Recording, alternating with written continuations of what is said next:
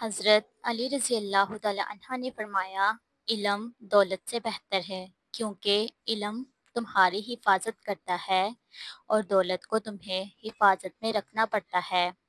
حضرت علی رضی اللہ تعالی عنہ علم کو دولت پر فوقیت دیتے تھے کیونکہ دولت آتی ہے اور چلی جاتی ہے، مگر علم انسان کے ساتھ رہتا ہے، اسے عزت دیتا ہے، اس کا کردار بناتا ہے اور اسے صحیح اور غلط کی پہچان دیتا ہے۔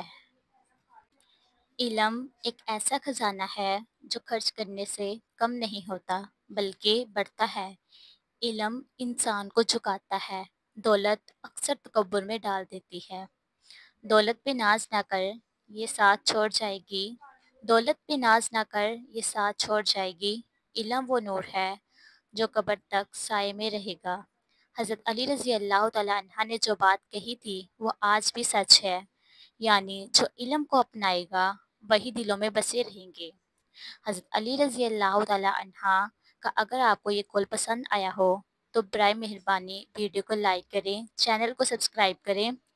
اللہ آپ کو دنیا اور آخرت کی بھلائیاں عطا فرمائے، آمین یا رب العالمین۔